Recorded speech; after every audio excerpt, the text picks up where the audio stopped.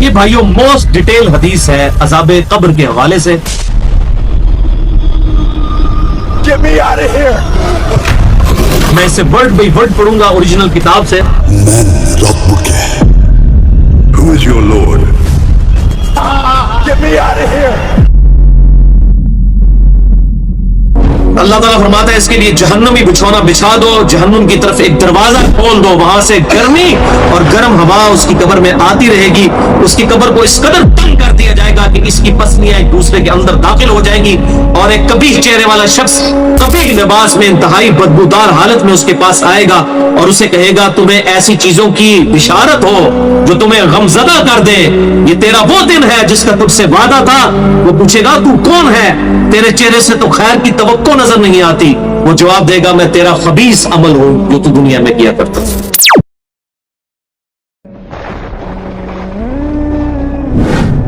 बंदा मुमिन जब दुनिया से राब्ता तोड़कर आखिरत की तरफ मुतवज्जे होता है, यानी जब उसकी मौत का वक्त आता है, तो सूरज की तरह चमकते चमकते सफेद चेहरों वाले फरिश्ते जन्नती खुशबूदार जन्नती कफन लेकर उसके पास आते हैं, हत्ता कि वो हद्दे नजर तक उसके सामने बैठ जाते हैं। फिर मलकुल मौत तशरीफ लाते हैं, हत्ता कि वो उसके सर के पास बैठ जाते हैं। अच्छा, कुरान में मलकुल मौत का नाम आया है सूरह सजदा के अंदर, अहदीस के अंदर भी। अलबत्ता तौरात में इसका नाम इजराइल भी आया है और हमारे अहले सुन्नत के जो अव्वलीन मुफस्सिरीन हैं, इमाम तबरी रहमहुल्लाह अल-मुतवफ़ा 310 हिजरी, उन्होंने भी ये वर्ड इस्तेमाल किया है। लिहाजा मौत के फरिश्ते को इजराइल कहना भी जायज है हमारे सलफ के यहाँ, क्योंकि आजकल बाद लोग कहते हैं इजराइल नहीं मलकुल मौत ही कहना चाहिए। इजराइल का लफ्ज भी साबित है।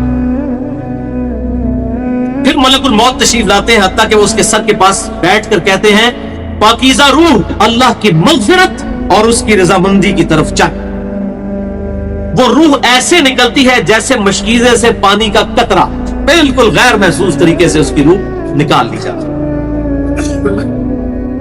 और जब मलकुल मौत उसकी रूह निकालते हैं तो बाकी फरिश्ते उसे आंख झपकने के बराबर भी मलकुल मौत के पास नहीं रहने देते, बल्कि उसे फौरन उसके कफन और उस खुशबू में लपेट देते हैं जो जन्नत से लाई होती है। फिर उसकी रूह को लेकर बुलंद होते हैं और फरिश्तों की जिस जमात के पास से वो गुजरते हैं तो फरिश्ते पूछते हैं कि ये कैसी खुशबू है, तो वो उसके दुनिया के नामों में से बेहतरीन नाम लेकर बताते हैं कि ये फलां बिन फलां की रूह है।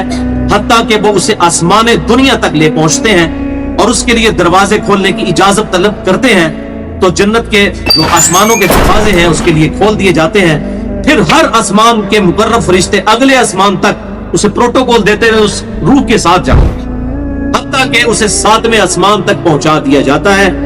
तो अल्लाह ताला फरमाता है मेरे बंदे का नामा आमाल इल्लियीन में लिख दो, जो सूरतुल मुतफ्फिफीन में आया है। इल्लियीन और सिज्जीन ये दो मुकामात हैं। ईमान वालों की रूहें जो है इल्लियीन में उनका नामा अमाल लिखा जाता है, और जो मुनाफिकीन है मुजरिम है सिज्जीन में लिखा जाता है। सूरतुल मुतफ्फिफीन सूरत नंबर 83 है, पारा नंबर 30 के अंदर।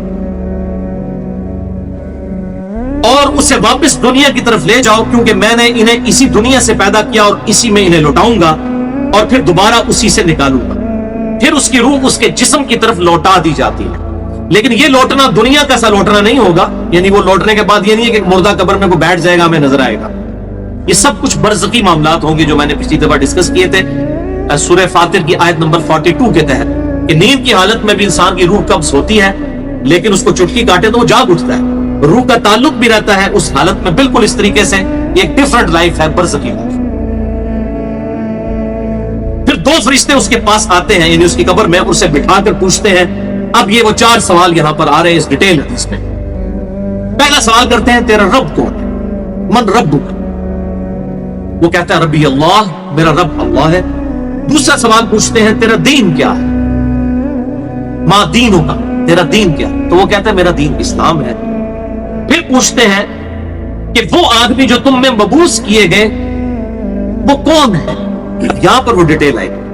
अल्लज़ी बुइसा फीकुम, वो शख्स जो तुम में मबूस किया गया था वो कौन था। तो ये जो कहते हैं ना कब्र में आप सल्लल्लाहु अलैहि वसल्लम आ जाते हैं, तो ये किसी हदीस में भी नहीं है। इसमें डिटेल आ गई कि उससे पूछा जाता है जो शख्स तुम में पैगंबर बनाकर भेजा गया वो कौन था, तो वो कहता है हुआ मुहम्मद रसूलुल्लाह, वो अल्लाह के रसूल मोहम्मद सल्लल्लाहु अलैहि वसल्लम। مسئلہ حاضر و ناظر میرا ریکارڈ ہے، مسئلہ نمبر 7، جس میں میں نے یہ تمام شبہات کلیئر کیے۔ یہ 3 سوالوں کے بعد اچھا، جامعہ ترمذی میں ایک حدیث ہے 3120، اس میں الفاظ ہے کہ وہ پوچھتے ہیں من نبیوں کا، تیرا نبی کون ہے؟